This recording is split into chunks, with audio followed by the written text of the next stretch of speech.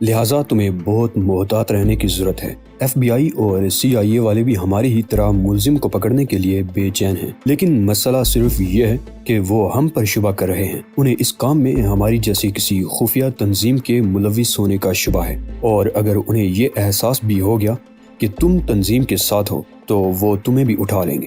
میں محتاط رہوں گا، ٹائیگر نے اسے یقین دلایا۔ کچھ دنوں کے لیے ہمارا مرکز بند رہے گا، بہرام نے کہا۔ کمپیوٹرز کو کلین کر دیا گیا ہے، عملے میں شامل بہت سے لوگوں کو چھٹی دے دی گئی ہے۔ چند ہی روز میں تنظیم کا کوئی نشان تک باقی نہیں رہے گا، لیکن کام جاری رہنا چاہیے، اور کام کے جاری رہنے کا انحصار تم پر ہے ٹائیگر۔ بہت بہتر۔ ٹائیگر کو بہرام کی سنجیدگی کا پوری طرح سے احساس ہو رہا تھا، بہت بہتر سے بھی زیادہ۔ اوشان نے سر ہلا کر کہا، ہم اس لفٹ کو تلاش کر کے اس کا خاتمہ کر دیں گے۔ نہیں، اس کا خاتمہ یا تباہی پروگرام میں شامل نہیں، بہرام نے کھنکار کر کہا۔ اس کو پکڑ کر سریعام سزا دینا ضروری ہے۔ اس بار تمہارا کام خفیہ قتل نہیں بلکہ سزا دلانا ہوگا۔ شہنشاہ بہت عظیم ذہین اور صاحب بصارت ہیں، اوشان نے جھوم کر کہا۔ ان کی عقل ہم جنگجو اور جلادوں کی عقل کے مقابلے میں بہت زیادہ ہے۔ ہم ذرہ ہیں، وہ کائنات ہے۔ اور باہر جزیرے میں سمندروں سے آنے والی خشک ہوا میں نکلتے ہوئے اوشان ٹائیگر سے کچھ اور ہی کہہ رہا تھا۔ مجھے یقین تھا کہ بہرام پاگل اور خپتی ہے، آج رات اس نے اس کا ثبوت بھی دے دیا ہے۔ اور پھر اوشان کو ایسا راز یاد آ گیا جس نے پاگل ہونے کے بعد دربار سے متعلق جنگجوؤں کو استبل صاف کرنے کے کام پر لگا دیا تھا۔ استبل صاف کرانا چاہتا تھا، لیکن یہ نہ جانے کیا چاہتا ہے۔ اس نے کہا، چیف کی خواہش ہے کہ اس کیس کے ملزم یا ملزموں کو عدالت سے سزا ملنی چاہیے۔ ٹائیگر نے وضاحت کی۔ انصاف کے بعد بند کمروں میں تقریر کرنے والے کی نوکری کرنے سے بہتر یہ ہے کہ اس صدی کا عظیم جنگجو استبل ہی صاف کرے۔ اوشان نے دونوں ہاتھ نچا کر کہا، نہیں، بہرام وکیل نہیں بنے گا۔ اس کی خواہش یہ ہے کہ ہم ملزم کو تلاش کریں اور مقدمہ چلانے والے کو اس کے بارے میں اطلاعات فراہم کر دیں، یعنی ہم پولیس والوں کو مخبروں اور سراغ رسانوں کا کردار ادا کریں گے۔ تقریباً اب میں سمجھا، اوشان نے سر پر ہاتھ پھیرتے ہوئے کہا۔ ہم کسی ایسے شخص یا ایسی چیز کی تلاش کریں گے جس کے بارے میں ہمیں علم ہی نہیں کہ وہ کون ہے، کیا چیز ہے۔ مجھے صرف اتنا علم ہے کہ اگر ہم اپنی اس کوشش میں کامیاب نہیں ہوئے تو پھر شہنشاہ بہرام کو نقصان ہوگا۔ تم فکر مت کرو، مجھے علم ہے کہ مجھے کیا کرنا ہے۔ فکر؟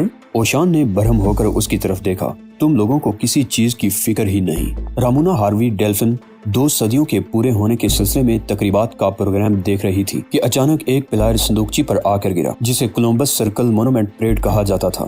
رامونا ہاروی ڈیلفن نے سر اٹھا کر اوپر دیکھا۔ وہ بہت موٹی مگر خوبصورت عورت تھی۔ جب ہنستی تھی تو چہرے پر گوشت کی موٹی موٹی سلوٹیں پڑ جاتی تھیں۔ وہ زیادہ تر ہنستی رہتی تھی کیونکہ اسے اپنے ہنسنے پر لوگوں کو حیرت زدہ دیکھنے سے بہت خوشی محسوس ہوتی تھی۔ تم لوگ کیا کرتے پھرتے رہتے ہو؟ اس نے ہنس کر کہا۔ وہ ان میں سے ایک کو پہچانتی تھی۔ وہ ایک غبی لڑکا تھا جس نے نہ جانے کس طرح ایک پبلشنگ کمپنی کا کنٹرول حاصل کر لیا تھا۔ اس سے اس کی ملاقات کسی جگہ یا کسی پارٹی میں ہوئی تھی۔ اس ایک کے سوا باقی تمام لوگ اس کے لیے اجنبی تھے۔ رامونا کو حیرت تھی کہ اس کے بٹلر نے 5th ایونیو والی اس رہائش گاہ کے مرکزی دروازے سے ان لوگوں کو اس کی اجازت لیے بغیر کیسے آنے دیا۔ اسے علم تھا کہ نیو یارک کی سڑکوں پر آج کل بہت زیادہ گڑبڑ رہتی ہے، اور یہی وجہ تھی کہ لوگوں نے اپنے اپارٹمنٹس کی سیڑھیوں پر اجنبیوں کا داخلہ ممنوع قرار دے رکھا تھا۔ کولمبس سرکل پریڈ کے لیے ہم نے پہلے ہی انڈینز کے ایک گروپ کی خدمات حاصل کر لی ہیں لڑکوں۔ رامونا نے اس کے انڈینز حلیے کو بغور دیکھ کر کہا۔ ویسے تم لوگ یہ جانتے ہی ہوگے، اس میلے میں صرف اطالوی اور امریکی شرکت کریں گے۔ ان لوگوں نے کوئی جواب نہیں دیا۔ پروں سے بنی ہوئی ان کی پیلی قبائیں ان کے گھٹنوں تک جول رہی تھی، سینے برہنہ تھے۔ وہ اسے دیکھے جا رہے تھے۔ میں نے کہا نا کہ ہم نے مباق ڈانسرز کا ایک بہترین گروپ منتخب کر لیا ہے، رامونا پھر بولی۔ وہ امریکیوں کی طرح کے نہیں، ان کا تعلق جنوبی امریکہ سے زیادہ ہے۔ تم ایزک ہو؟ نہیں، ایزک نہیں۔ دور کھڑے ہوئے شخص نے پہلی مرتبہ زبان کھولی۔ اس کے ہاتھ میں کسی رنگین پتھر کا ایک ٹکڑا نظر آ رہا تھا۔ باقی چاروں دائیں بائیں سنگی مجسموں کی طرح استادہ تھے۔ خیر، ہم مایاز کو بھی استعمال نہیں کر سکتے ہیں، رامونا نے ہنس کر کہا۔ ہم مایا نہیں ہیں، تم کچھ ہو، انڈینز نہیں لگتے۔ مسز رامونا ہاروی ڈیلفن کو اب دل پر جبر کر کے مسکرانا پڑ رہا تھا۔ وہ گلے کی زنجیر میں پڑے ہوئے ہیرے سے اضطرابی انداز میں کھیلنے لگی تھی۔ ہماری رگوں میں انڈین خون دوڑ رہا ہے، پتھر والے شخص نے پتھریلے لہجے میں انکشاف کیا۔ شاندار، رامونا نے کہا۔ میرا یقین یہی ہے کہ امریکہ کی عظمت میں مختلف نسل اقوام کا کردار بہت زیادہ ہے، لیکن تم برا مت ماننا، ان کا قبائل کو میں اس فہرست میں شامل نہیں کرتی جو امریکہ کی خدمت کے ضمن۔ ہم ان کا بھی نہیں، اکٹٹالی ہیں۔ اوہ، میں نے پہلے یہ نام نہیں سنا۔ رامونا کو واقعتاً ایکٹیٹالی کا نام سن کر حیرت ہوئی تھی۔ تم ہم سے اس لیے ناواقف ہو کہ تم نے ہمیں ہماری رنگدار کھالوں میں بھی زندہ رہنے نہیں دیا۔ اسی باعث ہم نے تمہاری رنگت، تمہاری آنکھیں اور تمہارے بالوں کو اپنا لیا۔ ہم اس نئے رنگ، نئے نقش و نگار اور نئی بولی کے باوجود دل سے ایکٹیٹالی ہیں۔ ہم نے صرف اور صرف زندہ رہنے کی خواہش کی تھی، لیکن تم لوگوں نے ہمیں زندہ بھی رہنے کی اجازت نہیں دی۔ چنانچہ ہم نے رنگ بدلا، لیکن اب تم نے ہمارے اجداد کی مقدس ترین پتھر کی بے حرمتی کی ہے۔ یہ پتھر ہمیں اپنی آبروؤں، امنگوں، خواہشوں اور زندگیوں سے بھی زیادہ عزیز ہے۔ یہ پتھر ہمارے دلوں کو زندگی کا رس فراہم کرتا ہے، ہمارے وجود کے لیے سب سے بڑا ثبوت ہے۔ یہ اتنا مقدس ہے کہ ہم تمہیں اس کا نام بھی نہیں بتا سکتے، صرف ایکٹیٹالی کہہ سکتے ہیں۔ اگر مجھ سے کوئی غلطی ہو گئی ہے تو میں معذرت خواہ ہوں۔ رامونا بے چین سی ہو کر بولی۔ اسے اب گھبراہٹ بھی محسوس ہو رہی تھی۔ میں یقین دلاتی ہوں کہ اس غلطی کا ازالہ کرنے کی کوشش کروں گی۔ ضرور، پتھر والے شخص نے کہا۔ دو افراد نے لپک کر رامونا کی موٹی موٹی کلائیاں پکڑ لیں تو وہ مچلنے لگی۔ چھوڑ دو، جسمانی تشدد مت کرو۔ سنو، مگر جب مزید دو مضبوط افراد نے اس کی پنڈلیاں جکڑی تو وہ کچھ اور سمجھنے لگی۔ سنو، میری بات سنو، میں تیار ہوں، مگر یہاں نہیں، کمرے میں۔ رامونا کی اس پیشکش پر گرفت اور مضبوط ہو گئی۔ پھر ان چاروں افراد نے ایک جھٹکے سے رامونا کو اٹھا کر ایک ڈیسک پر لٹا دیا۔ اب وہ مچل رہی تھی، لیکن چاروں افراد کی طاقتور گرفت کے باعث ساکت تھی۔ چہرے والے شخص نے، جس کے ہاتھ میں رنگین نوکیلا پتھر تھا، کچھ پڑھنا شروع کر دیا۔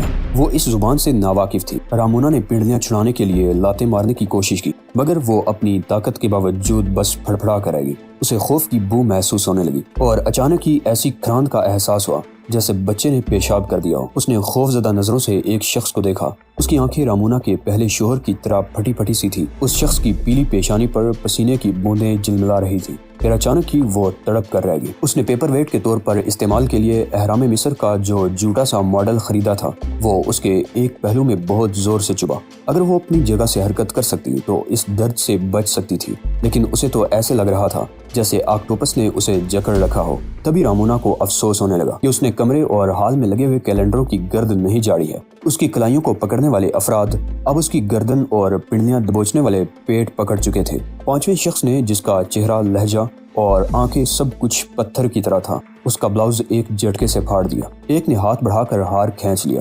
سنو، رامونا نے آخری بار کچھ کہنا چاہا، لیکن سنگی چہرے والے شخص نے ہاتھ بلند کیا۔ نوکیلا پتھر اب اس کے ہاتھ میں چمک رہا تھا اور اس کے سینے کی طرف آ رہا تھا۔ پتھر کسی چاقو کی طرح رامونا کے پیٹ میں ترازو ہو گیا۔ وہ بہت زور سے چیخی۔ اور چلاؤ، سنگی چہرے والے نے پہلی بار مسکرا کر کہا۔ وہ جانتا تھا کہ یہ چیخیں عظیم دیوتا کی خوشنودی کا باعث ہوں گی۔ رامونا سب کچھ بھول گئی، اپنے آپ کو بھی فراموش کر گئی۔ سنگی چہرے والے نے رامونا کی طرف دیکھا تو اسے یقین ہو گیا کہ یہ عورت اب مزید نہیں چیخے گی۔ اس کے موٹے چہرے پر موم جیسا پسینہ تھا، چہرے پر کسی قسم کے تاثرات بھی نہیں تھے۔ وہ کچھ بدبدانے لگا۔ اس نے سر جھکایا اور پھر رامونا کے سینے پر جھک گیا۔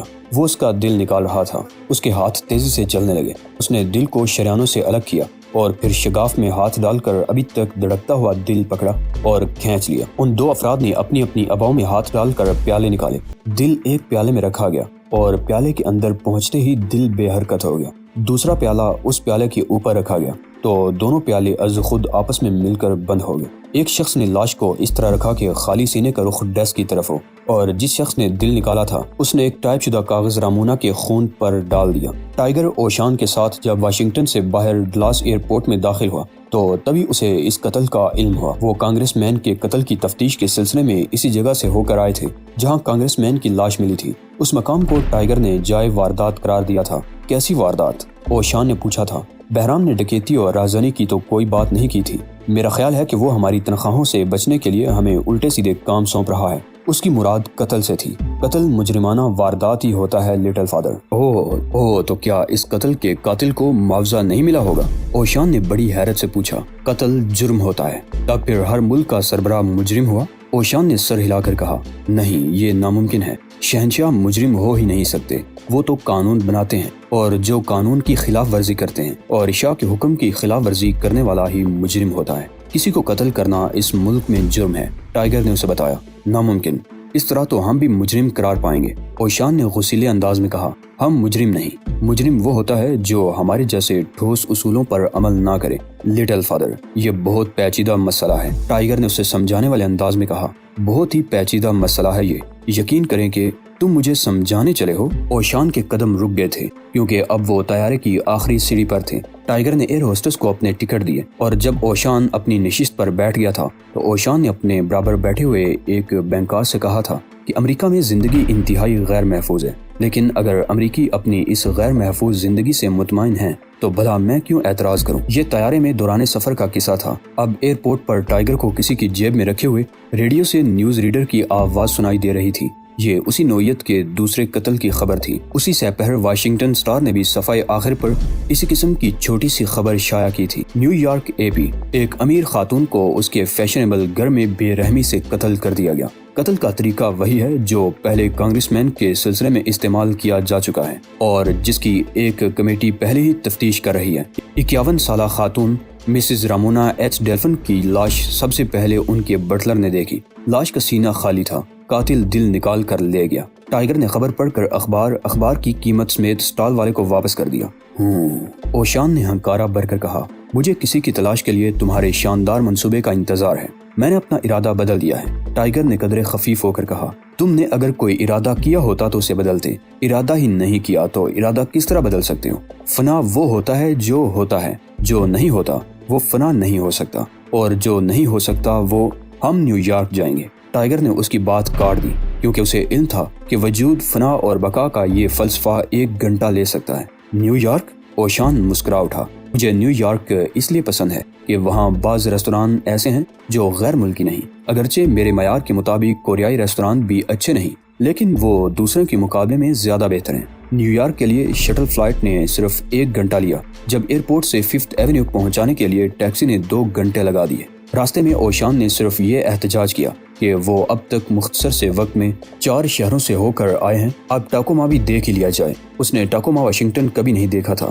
اس بار ٹائیگر نے کہا کہ وہ واپس جا کر اپنے صندوق دیکھ سکتا ہے، لیکن اوشان نے یہ کہہ کر بات ختم کر دی تھی کہ ٹائیگر جو کچھ دیکھنے جا رہا ہے وہ یقیناً زیادہ دلچسپی کا باعث ہوگا۔ ممکن ہے تمہیں استبل صاف کرتے ہوئے دیکھ کر مجھے خوشی ہو، اوشان نے کہا۔ ڈیفلن مینشن کے سامنے ایک وردی والا پہرا دے رہا تھا۔ ٹائیگر بڑے پراعتماد انداز میں اس کے قریب سے گزر گیا، لیکن اوشان کو اس کی یہ ادا ایک آنکھ نہ بائی، لہٰذا وہ پولیس والے کے پاس رک گیا۔ تم یہاں اکیلے کیوں کھڑے ہو بھائی؟ اس نے پرشفقت لہجے میں پولیس والے سے پوچھا۔ اس لیے کہ کل رات یہاں قتل ہو گیا تھا۔ اچھا، اوشان نے ایسا منہ بنایا جیسے قتل کی اطلاع سے اسے دلی صدمہ ہوا ہے، لیکن سوال یہ ہے کہ جب مقتول زندہ تھا تو اس وقت اسے بچانے کے لیے پہرا کیوں نہیں تھا؟ تاہم اس نے جواب کا انتظار نہیں کیا اور آگے بڑھ گیا کیونکہ ٹائیگر کی دستک پر دروازہ کھل چکا تھا، لیکن سفید جیکٹ اور کالی پتلون میں ملبوس ایک دیو ہیکل شخص ٹائیگر کو اندر داخل ہونے کی اجازت دینے سے صاف انکار کر رہا تھا۔ دروازے کا استعمال کرنا ہی حماقت ہے، اوشان نے کوریائی زبان میں کہا۔ بالائی منزل کی کھڑکیاں کھلی ہیں، اس سے نہیں گئے، بند دروازے سے سر ٹکرا رہے ہیں۔ خاندان والے ملاقاتیوں کا خیر مقدم کرنے سے معذرت خواہ ہیں جناب، سفید جیکٹ اور کالی پتلون والے نے کہا۔ میں ملاقاتی نہیں ہوں۔ ٹائیگر بٹلر کو ایک طرف کر کے اندر چلا گیا۔ بٹلر اس کے پیچھے لپکا تو اوشان بھی اندر داخل ہو گیا۔ قتل کس جگہ ہوا تھا؟ ٹائیگر نے بٹلر سے پوچھا۔ یہاں سے تشریف لے جائیں جناب۔ اس مرتبہ بٹلر کا لہجہ شائستانہ تھا۔ بس 1 منٹ، ہمیں بھی جانے کی جلدی ہے۔ مس ڈیفلن کو اپنی ماں کے قتل پر سخت صدمہ ہوا ہے، ان کی حالت بہتر نہیں، آپ چلے جائیں۔ اسی لمحے ایک نوجوان عورت نمودار ہوئی، اس کی نیلی آنکھیں جن میں برا پن بھی تھا کسی اور جگہ دیکھ رہی تھی۔ وہ وائٹ شارٹس اور اسی رنگ کے بلاؤز میں تھی، دائیں ہاتھ میں ٹینس کا ایک ریکٹ بھی جھول رہا تھا۔ اس کے بالوں کی رنگت ریت جیسی پیلی تھی جبکہ جلد دھوپ میں مسلسل رہنے کے باعث سنہری ہو رہی تھی۔ ناقابل یقین ہی نہیں آتا، مجھے آپ کی والدہ کے بارے میں سن کر دلی صدمہ ہوا ہے۔ کیا وہ آپ کی ماں تھی؟ ٹائیگر نے دھیرے سے پوچھا۔ کون؟ وہ ایک بہت بڑے کیلنڈر کے سامنے کھڑی ہو کر اس طرح بولی جیسے چونک پڑی ہو۔ یہ کیلنڈر شیشے کی طرح لگ رہا تھا۔ میں اس المیہ کا ذکر کر رہا ہوں، اس خاتون کا جو قتل ہو گئی۔ اوہ مدر، ہاں وہ مر گئی ہیں۔ ناقابل یقین، لڑکی نے پھر کہا۔ میں آپ کی مدد کرنے کے لیے آیا ہوں۔ ناقابل یقین، لڑکی زیر لب بولی۔ 646262 اور 4 مرتبہ میں نے ڈبل فالٹ کیا، آج تک کبھی بھی مجھ سے ایک بار بھی ڈبل فالٹ نہیں ہوا تھا۔ ٹینس۔ ٹائیگر کو ہنسی ضبط کرنی دشوار ہو رہی تھی۔ کیا آپ ٹینس میں شکست پر دل برداشتہ ہیں؟ شکست؟ ارے یہ تو بدترین قتل عام تھا۔ میں بوبی ڈیلفن ہوں، تمہاری کیا مدد کر سکتی ہوں؟ میں آپ کی والدہ کے قتل کے سلسلے میں آیا ہوں تاکہ آپ کی مدد کر سکوں۔ جو ہونا تھا وہ ہو گیا، وہ اب مردہ خانے میں ہیں اور تدفین کے انتظامات بھی ہو رہے ہیں۔ 6462 اور میں نے 4 مرتبہ ڈبل فالٹ کیا۔ کیا تم یقین کر سکتے ہو کہ میں ڈبل فالٹ کر سکتی ہوں؟ مس ڈیفلن، ٹائیگر نے نرم لہجے میں کہا، آپ کی والدہ کو قتل کیا گیا ہے اور مجھے یقین ہے کہ اس سلسلے میں پولیس کچھ بھی نہیں کرے گی، لیکن میں آپ کی مدد کر سکتا ہوں۔ کس طرح؟ کس سلسلے میں؟ بوبی نے پوچھا۔ اس کا چہرہ بہت خوبصورت تھا، کچھ ایسا جیسے ٹوتھ پیسٹ کی کمپنیاں اشتہاروں کے لیے استعمال کرتی ہیں۔ کتنی خوبصورت ہے، ٹائیگر سوچ رہا تھا۔ سفید فام ہے شاید۔ اوشان اسے بغور دیکھ رہا تھا۔ آپ کی والدہ کے المیہ کے سلسلے میں؟ ٹائیگر نے جواب دیا، میری والدہ کے مسائل ختم ہو چکے ہیں اور اب مجھے اپنے مسائل کی فکر ہے۔ مجھے تنہا چھوڑ دو تو بہتر ہے۔ 4 مرتبہ ڈبل فالٹ ہوا۔ خدایا، کیا ہو گیا تھا مجھے؟ یہ کہہ کر وہ دوسری طرف پلٹی، مگر اسی لمحے اوشان بول پڑا، میں تمہیں یہ سکھا سکتا ہوں کہ 2 بار غلطی سے کس طرح بچا جائے۔ Double fault. بوبی نے اصطلاح کے استعمال پر منہ بناتے ہوئے تصحیح کی۔ ہاں وہی، اوشان نے سر ہلا کر کہا۔ تمہیں تو یہ بھی نہیں معلوم کہ ٹینس میں 2 بار غلطی کے لیے ڈبل فالٹ کی اصطلاح موجود ہے؟ میں نے تم سے یہ نہیں کہا کھیل باتوں میں کس طرح درست کیا جا سکتا ہے۔ میں تو کھیل کی باتیں نہیں، کھیل سکھا سکتا ہوں۔ جسمانی مہارت کا ماہر کھیل ایک جیسا ہوتا ہے۔ ٹینس سب سے جدا اور سب سے دلکش کھیل ہے، بوبی نے کہا۔ ٹینس ہر کھیل کی طرح کا کھیل ہے، اس میں بھی فاتح وہی ہوتا ہے جو اپنی جہالت کو شکست کا سبب نہیں بننے دیتا۔ سنو، میں 22 پروفیشنل انسٹرکٹروں کو نمٹا چکا ہوں اور مجھے کسی بدخنما نام نہاد انسٹرکٹر کی ضرورت نہیں۔ یہ آلہ کسی چیز کو مارتا ہے نا؟ اوشان نے اس کے حقارت آمیز لہجے کو نظر انداز کرتے ہوئے ریکٹ کی طرف اشارہ کیا۔ بٹلر، ان دونوں کو باہر نکال دو۔ بوبی اب طیش میں آ چکی تھی۔ اوشان کی لمبی انگلیاں آگے بڑھیں اور انہوں نے بوبی سے اس کا ریکٹ اچک لیا۔ بوبی لاشعوری طور پر ہاتھ ہلاتی ہی رہ گئی۔ ساتھ ہی اوشان نے کلائی کی محض جنبش سے ریکٹ فانوس پر مارا، جن سے درجنوں چھوٹے چھوٹے موتی گرنے لگے، اور پھر اوشان کا ریکٹ والا ہاتھ ہلنے لگا۔ کوئی بھی موتی زمین پر نہیں گرا، ہر موتی ریکٹ سے ٹکرایا اور ہال کے آخری حصے میں ایک کونے میں پڑی ہوئی کرسی کی گدی پر پہنچ گیا۔ وہاں ان کا ایک چھوٹا سا ڈیر سا لگ گیا۔ تم نے پیروں کو حرکت نہیں دی؟ بوبی نے اعتراض کیا۔ میں آپ کی مدد کے لیے یہاں آیا ہوں، ٹائیگر نے اکتا کر کہا، مگر جواب میں اسے شٹ اپ سننا پڑا۔ تمہیں جو تربیت ملی ہے اس کی بنیاد ہی غلط ہے، اوشان نے ریکٹ ہلاتے ہوئے کہا۔ اس کھیل میں پیروں کو حرکت دینے کی ضرورت نہیں، کیونکہ ریکٹ ہٹ کرتا ہے، پیر ہٹ نہیں کرتے۔ خیر، میں تمہیں سب کچھ سکھا دوں گا، لیکن پہلے تمہیں میری مدد کرنی ہوگی۔ بولو، بوبی بڑے جوش سے بولی۔ میرا شاگرد جو کہتا ہے اس پر عمل کرو، اوشان نے بڑے اطمینان سے جواب دیا۔ یہ کیا چاہتا ہے؟ بوبی نے ٹائیگر کی طرف دیکھے بغیر اوشان سے پوچھا۔ اس کی وضاحت میں نہیں کر سکتا، شاید خود اسے بھی نہیں معلوم کہ یہ کیا چاہتا ہے۔ تم ہی کچھ بولو۔ بوبی نے ناک منہ چڑھاتے ہوئے ٹائیگر کی طرف دیکھ کر کہا، میں سب سے پہلے مسز ڈیفلن کی اسٹڈی دیکھنا چاہتا ہوں۔ چلو، وہ بڑی نخوت سے بولی۔ وہ تینوں اسٹڈی تک آئے جہاں مسز ڈیفلن کا قتل ہوا تھا۔ بوبی ایک کرسی پر ڈیر ہو گئی، جبکہ اوشان ٹائیگر کو بغور دیکھتا رہا۔ بوبی اکتاہٹ کا مظاہرہ کرنے کے لیے انگلیوں سے میز بجا رہی تھی۔ یہی وہ جگہ ہے جہاں آپ کی والدہ کا قتل ہوا؟ ٹائیگر نے ادھر ادھر دیکھ کر پوچھا۔ ہاں، بوبی نے جمائی لے کر جواب دیا۔ پولیس والے کہہ گئے تھے کہ فی الحال اس جگہ کی کوئی چیز نہ چھیڑی جائے۔ ٹائیگر بڑی احتیاط سے جائزہ لینے لگا۔ فرش اور ڈیسک پر خون خشک ہو کر جم چکا تھا۔ ایک جگہ اسے خون میں چھپی ہوئی کوئی چیز نظر آئی۔ اس نے اسے دیکھا۔ یہ احرام نما پیپر ویٹ تھا۔ اس کا تکونی حصہ ڈیسک پر جمع ہوا تھا، کچھ اس طرح جیسے کسی وزنی چیز سے پیپر ویٹ کو دبایا گیا ہو۔ اسے ڈیسک کے پیچھے دوات میں ایک پیلا پر بھی نظر آیا۔ ٹائیگر نے اسے اٹھا کر دیکھا۔ یہ نوکیلا نہیں تھا۔ مسز ڈیفلن کے قتل سے پہلے یہ یہاں پر موجود تھا؟ ٹائیگر نے بوبی سے پوچھا۔ پتہ نہیں، بوبی نے جواب دیا۔ یہ میری نہیں، میری والدہ کی اسٹڈی تھی اور میں نے آج سے پہلے کبھی یہاں قدم نہیں رکھا تھا۔ یہ کہتے ہوئے اس نے اپنے ہاتھ سے اس طرح اشارہ کیا جیسے ریکٹ سے گیند کو مار رہی ہو۔ اس کی نظریں اوشان پر تھیں۔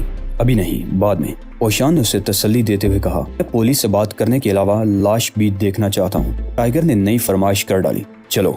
بوبی ایک طویل سانس لے کر کھڑی ہو گئی۔ اوشان نے اسے بہت بری طرح قابو کر لیا تھا۔ ٹینس شاید اس کی سب سے بڑی کمزوری تھی اور ڈبل فالٹ کرنے کے بعد وہ بہت تکنیک سیکھنے کے لیے ہر فرمائش پوری کرنے کو تیار تھی۔ سٹی ہال کے مردہ خانے میں ایک لیفٹیننٹ نے مقتولہ کی دلگیر بیٹی اور اس کے 2 دوستوں سے ملاقات کی۔ مردہ خانہ بھی بڑے حال سے بڑا تھا اور اس کی سفید دیواروں میں سٹین لیس اسٹیل کے بڑے بڑے ریک نصب تھے۔ سنیے، لیفٹیننٹ نے جس کے دانتوں میں بجھا ہوا سگار دبا ہوا تھا، بوبی سے کہا، میں آپ لوگوں کی خاطر ضابطوں کو نظر انداز کر رہا ہوں، لیکن اس کے عوض آپ کو مجھ سے بھی تعاون کرنا ہوگا۔ میرا خیال ہے کہ آپ اس صدمے سے سنبھل چکی ہوں گی۔ کیا میں آپ سے چند سوالات کر سکتا ہوں؟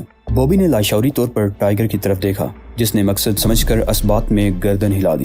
ہمیں یقین ہے کہ یہ قتل کسی ذاتی پرخاش کا شاخسانہ نہیں مس ڈیفلن، لیکن کیا آپ کو کسی ایسے شخص کے بارے میں علم ہے جس کو مسز ڈیفلن مقتولہ آپ کی والدہ سے مخاصمت ہو، یا جو انہیں قتل کرنے کی حد تک آگے جا سکتا ہو؟